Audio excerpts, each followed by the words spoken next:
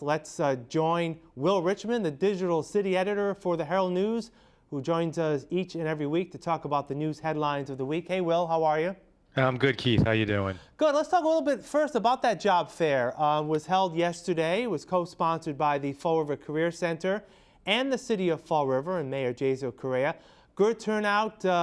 Nearly 80 vendors who have current jobs for Fall River area residents. But what was of note, and you noticed, made a note of that in the paper, was the absence of Amazon and Market Basket, two large employee opportunities coming up. And I thought earlier, before the spring job fair, that there was an opportunity for Amazon to be available, but obviously that's not the case. Were there a number of people that your people spoke to there who were looking for Amazon and Market Basket yesterday?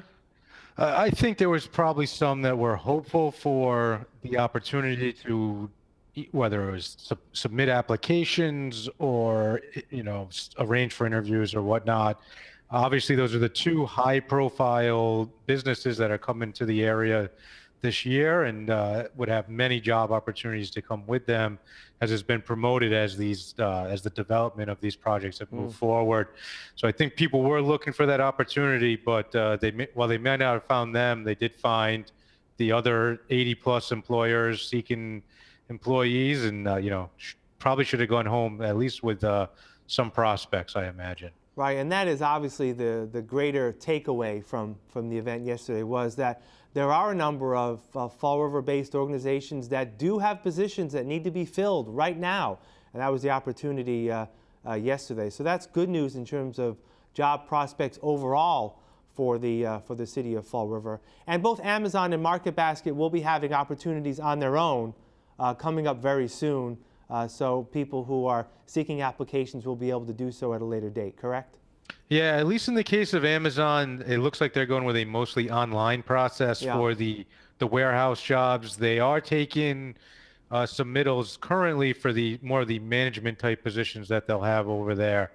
But they've said so far warehouse jobs will be an online process, though there is a list you can sign up for to receive notification through the Career Center for when that process will begin. And please stay tuned to FRC Media News. On this broadcast, we'll have more information from yesterday's job fair. Switching gears, Will, the Herald News has a story today concerning a fire from a couple of weeks ago, a fatal fire on Covell Street, and the cause of that fire looks like it was determined. Yeah, the State Fire Marshal's office today announced that smoking materials are to blame for the fire.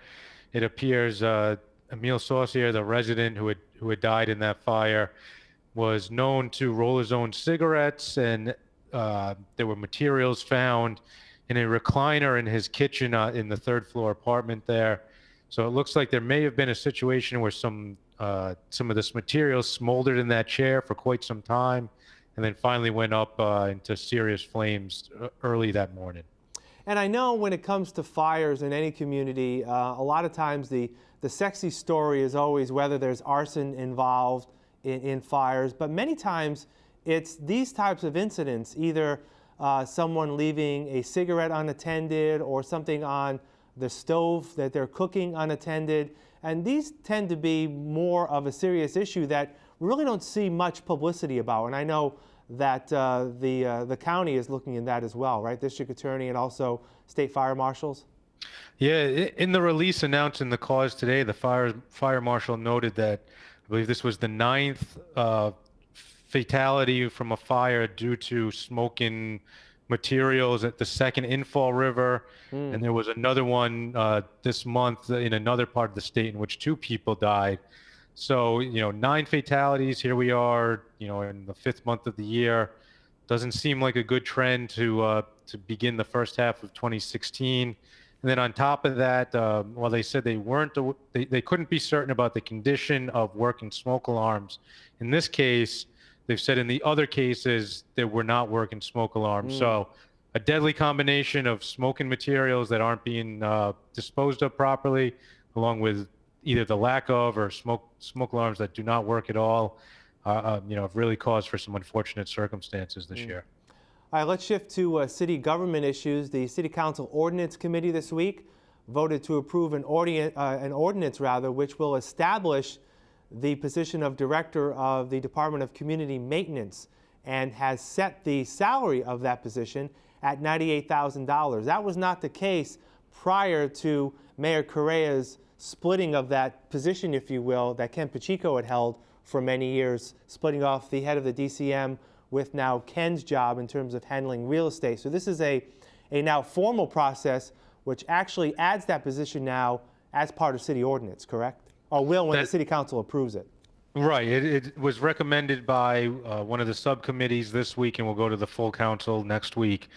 At this point, yes, it does. It sets that salary at $98,000, which is the amount that when Mayor Correa initially pitched the concept of splitting up the two positions, he said both would be paid at that amount.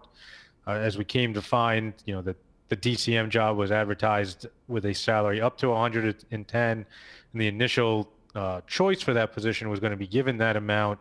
Yeah. So now it's set at 98,000, which I think makes some sense, especially since the administration has yet to fully flesh out the job responsibilities for the new DCM director.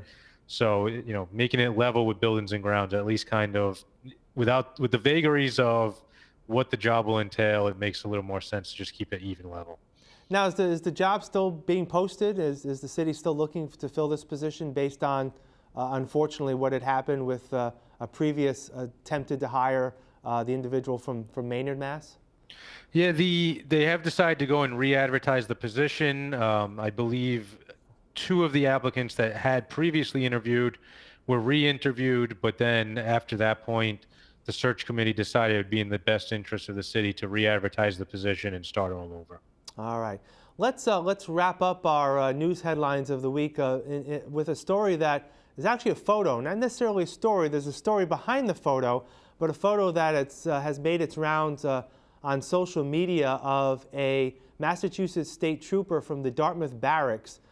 His name is Luke Bonin, and he was just in the area of Duval and President Avenue where he saw a homeless woman who happened to be just in that area, and he actually drove by the woman, went to a local food establishment, bought 2 lunches, and actually shared some time with this homeless woman, not to tell her to move on or to find some help, but just to socialize with the woman and get some information about her circumstances. And that photo has just taken off on social media in this area. Yeah, it certainly is a good example of the power of social media. The photo was taken by a passerby who posted it to one of the groups on Facebook, and it started to grow from there, and it landed in the hands of the state police, which just sort of put it out themselves to kind of say, hey, here's an example of what our state troopers do beyond sort of the typical Call of Duty most people associate their jobs with. And it's a nice story of, he noticed a woman. The woman was holding a sign that really just displayed the unfortunate situation she was in. She was just looking for any help she could get, and looks like she got some. And fortunately, someone caught the picture of it, and that may help out even a little bit more, maybe. Yeah, and the photo's on the screen right now. So a great feel-good story, and a good story about someone in public service who just lending a hand to someone in need. So that's always good to see. All right, Will, what's coming up at the Herald over the next few days? Well, this Sunday, we've got our annual Best and Brightest Awards ceremony coming up in early June. But this Sunday, we're taking a look back at some of the past recipients, seeing what kind of advice they have for high school students who are about to graduate, and to kind of tell the stories a little bit about the success stories of people from Fall River and the surrounding communities. Sounds good. All right, Will, we'll talk to you next week.